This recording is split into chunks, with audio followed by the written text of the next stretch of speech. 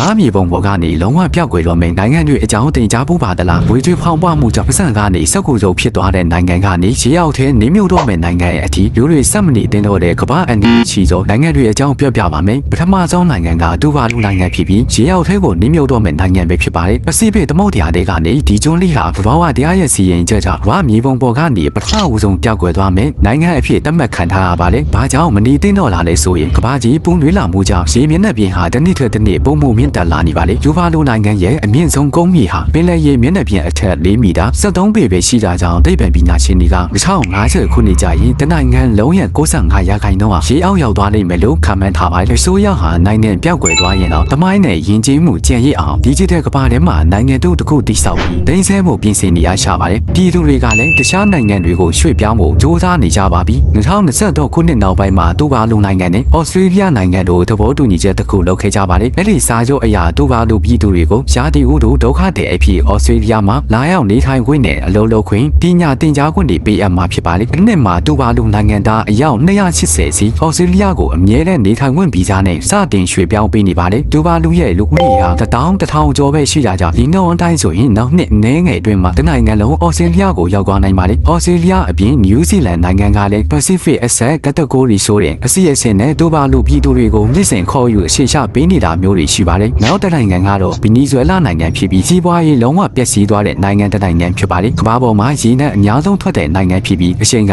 အလွန်ရှမ်းသာခဲ့ပေမဲ့အုပ်ချုပ်သူတွေရဲ့အမှားကြောင့်ကမ္ဘာအစင်းရဲဆုံးနဲ့ဒုစရိုက်မှုအများဆုံးနိုင်ငံတစ်နိုင်ငံဖြစ်နေပါတယ်ဝေပြီးဖောင်းပွားမှုကဘလောက်ဆိုးလဲဆိုရင်ကြက်ဥတကောက်ဝယ်ဖို့ပတ်စံတွေကိုအိတ်ကြီးတွေနဲ့တည့်သွားရတဲ့အထိပါပဲလျှက်စစ်မီခဏခဏပြတ်တော့ရှင်စေဝါနဲ့စားတဲ့ရိတ်ခါပြက်လက်ရှင်တို့ကြောင့်လူဦးရေတန်းတဲ့ရှိပြီးနိုင်ငံကနေထွက်ပြေးနေရပါတယ်နိုင်ငံထဲမှာပတ်စံထက်အမိုက်ကပိုပြီးတန်ဖိုးရှိနေတယ်လို့ဖြစ်ပြီးရိုးတော့ကာလာဂတ်စ်ဟာကမ္ဘာလူတောက်မှုနဲ့လူရမှုအများဆုံးရုပ်ကြီးအဖြစ်စင်းဝင်သွားခဲ့ပါတယ်မြန်မာလိုကုန်စင်းနှုန်းတွေတက်ပြီးမြန်မာငွေတန်ဖိုးကျဆင်းနေတယ်လို့မျိုးဗီနီဇွဲလားနိုင်ငံမှာလည်းဖြစ်ခဲ့ပါတယ်ဒါပေမဲ့ဗီနီဇွဲလားနိုင်ငံကပိုဆိုးပြီးတို့စီမှာပတ်စံဖြတ်ပိုင်းတွေကိုလင်းရွှေနဲ့ချိန်ပြီးဝယ်ရတဲ့အထိဝယ်ဆက်ကူကတန်ဖိုးမရှိတော့ပဲတက်ကူစုပ်ဖြစ်သွားခဲ့တာပါမြန်မာနိုင်ငံမှာလက်ရှိလူငယ်တွေနဲ့ပညာတတ်တွေဘာနိုင်ငံကိုအစိုးလိုက်ပြောင်းလိုက်ဖောက်ခွာနေကြရတယ်လို့ပဲဗီနီဇွဲလားနိုင်ငံမှာလည်းစီးပွားရေးနဲ့နိုင်ငံရေးအကျပ်အတဲတွေကြောင့်နိုင်ငံလူဦးရေ25ရာခိုင်နှုန်းလူဦးရေ9 တန်းကျော်ဟာအိန္ဒိယချင်းနိုင်ငံတွေနဲ့အမေရိကန်နိုင်ငံတွေစီကိုမတက်ဆုံပြီးထွက်ပြေးခဲ့ကြရပါတယ်နောက်တစ်နိုင်ငံကတော့ဆီးရီးယားနိုင်ငံဖြစ်ပြီးတဲ့စုနှစ်တစ်ခုကျော်ကြာပြည်တွင်းစစ်တမ်းကိုပြင်းပြင်းထန်ထန်ခံခဲ့ရတဲ့နိုင်ငံပဲဖြစ်ပါတယ်ဒီနိုင်ငံမှာဘုံတန်လေးချောင်းရံတန်းနေကြနိုင်ငံလုံးရဲ့အခြေခံအဆောက်အုံ90ရာခိုင်နှုန်းကျော်ဟာပျက်စီးသွားပါပြီမြို့ကြီးတွေဟာတဆေမြို့တော်ခုံးကောင်းစရာမရှိအောင်ပြိုပြက်နေပြီးအချိန်မရွေးပောက်ကွဲနိုင်တဲ့စစ်လက်နက်အကျွင်းအကြံတွေရေးပြင်းအနှံ့ရှိနေတာကြောင့်ကလေးတငယ်တွေအတွက်လုံးဝမလုံခြုံတော့တဲ့နေရာပဲဖြစ်ပါတယ်စစ်ပွဲကြောင့်နိုင်ငံလူဦးရေရဲ့ထုတ်ဝက်ကျော်ဇက်နက်တန်းခန့်ဟာအိုးအိမ်ဆုံးခွာပြီးမှတ်ပြေးကြရကကမ္ဘာအကြီးမားဆုံးဒုက္ခတွေပြဿနာကိုဖြစ်ပေါ်စေခဲ့ပါတယ်ဆီးရီးယားစစ်ပွဲဟာ2017ခုနှစ်ကလည်းလေဦးတော်လန်ရေးကနေစတင်ခဲ့တာပါလက်ရှိအချိန်ထိရှုပ်ထွေးပလီတဲ့စစ်ပွဲကြီးဖြစ်နေရတဲ့အကြောင်းရင်းတွေကတော့နှစ်ပေါင်း40ကျော်အာဏာသိမ်းအုပ်ချုပ်လာတဲ့အာဆက်တော်ဝင်မိသားစုရဟနာရှင်စနစ်ကိုပြည်သူတွေကလမ်းပေါ်ထွက်ဆန္ဒပြရာကနေစခဲ့ပါတယ်ဆိုရဟာဆန္ဒပြသူတွေကိုလက်နက်နဲ့အကြမ်းဖက်နှိမ်နင်းခဲ့လို့ပြည်တွင်းစစ်ကြီးဖြစ်ပွားခဲ့တာပါဆီးရီးယားစစ်ပွဲဟာသူတို့အရှင်းရှင်းတိုက်တာတယ်မဟုတ်ပဲကမ္ဘာအင်အားကြီးနိုင်ငံတွေဝင်ပါလာလို့ပုံမှုကြီးထွားသွားတာပါရုရှားနဲ့အီရန်ကလက်ရှိဆီးရီးယားသမ္မတအာဆတ်ဘက်ကနေကူပေးနေတာပါအမေရိကန်တူရကီနဲ့ဆော်ဒီအာရေဗျတို့ကတော့အစိုးရစန့်ကျင်ရေးအဖွဲ့တွေဘက်ကနေကူညီပေးနေတာပါဖေပွဲကြီးရှုပ်ထွေးနေတော့ ISIS လိုမျိုးအစွန်းရောက်အကြမ်းဖက်အဖွဲ့တွေကနေမြေလူပြီးဝင်တိုက်ခဲ့ကြလို့ဆီးရီးယားမြေပြင်လုံးမိုးတွေအောက်မှာပြပုံဘဝရောက်သွားခဲ့ပါတယ်နောက်ဆုံးနိုင်ငံကတော့ဆူဒန်နိုင်ငံဖြစ်ပြီးလူမှုခေါင်းပါမှုဆောင်ဖြစ်နေပါတယ်အာဖရိကတိုက်ကဒီနိုင်ငံဟာလက်ရှိအချိန်မှာကမ္ဘာအဆိုးရွားဆုံးဟူသားချင်းစာနာထောက်ထားမှုဆိုင်ရာကျက်တဲ့နဲ့ရင်ဆိုင်ရပါတယ်စစ်တပ်အချင်းချင်းအာဏာတူဝဲကြောင့်ဖြစ်ပွားတဲ့ပြည်တွင်းစစ်အပြင်းလင်းထန်တဲ့မိုးဖောင်ရေရှားမှုတန်းကြောင့်လူဦးရေတန်း20ကျော်ဟာအစာရည်စံလုံးဝငတ်မော့ခေါင်းပါမဲ့အနေနဲ့ရင်ဆိုင်နေရတဲ့အပြင်ဇမ်းမာရေးစနစ်ဟာလုံးဝပျက်စီးသွားရောဂါဗျာတွေလည်းထိမနိုင်သိမ့်မရပြန်ပွားနေပါတယ်ဆူဒန်နိုင်ငံရဲ့လက်ရှိငတ်မော့ခေါင်းပါမှုနဲ့လေကျပျက်စီးမှုဒုက္ခတွေဟာ2023ခုနှစ် AP လကနေစတင်ခဲ့တဲ့ဗိုလ်ချုပ်ကြီး2ယောက်ရဲ့အာဏာတူဝဲကနေရေဖြားခံပါလေဆူဒန်နိုင်ငံကိုနှစ်ပေါင်း30ကျော်အာဏာရှင်စနစ်နဲ့အုပ်ချုပ်ခဲ့တဲ့မဒါအိုမာအာဘရှိယာကို2019ခုနှစ်မှာပြည်သူတွေနဲ့စစ်တပ်ကပူးပေါင်းပြီးယာဒိုးကနေဖြုတ်ချခဲ့ပါတယ်ဒီနောက်ပိုင်းမှာနိုင်ငံကိုစစ်တပ်ကပဲဆက်ထိန်ထားခဲ့ပါတယ်ရတနာကစစ်တပ်ထဲကအာဏာအရှိဆုံးဗိုလ်ကြီး2ယောက်ရဲ့သဘောထားကွဲလဲရာကစပါတယ်ဒီဗိုလ်ကြီး2ယောက်ဟာတစ်ဖွဲ့နဲ့တစ်ဖွဲ့အငတ်တွေလက်နက်ကြီးတွေနဲ့စတင်ပြစ်ခတ်တိုက်ခိုက်ခဲ့ကြပါတယ်ရလက်အနေနဲ့သူတို့အာဏာတူဝဲကြောင့်လူကြီးတွေပျက်စီးကုန်ပြီးပြည်သူတွေဖျက်ပြိုးထားတဲ့လေယာတွေစားနေရိတ်ဂိုးလောင်တွေမီးလောင်ပျက်စီးခဲ့ပါတယ်ဒါအပြင်အကူအညီပေးမဲ့အဖွဲ့တွေကိုဖိတ်ဆို့ထားတာကြောင့်ကမ္ဘာဆိုးရွားဆုံးလက်မော့ခေါင်းပါမှုပေးထုတ်ခါကြီးလူတဲ့နိုင်ငံမှာဆက်ရောက်နေရခြင်းဖြစ်ပါလေ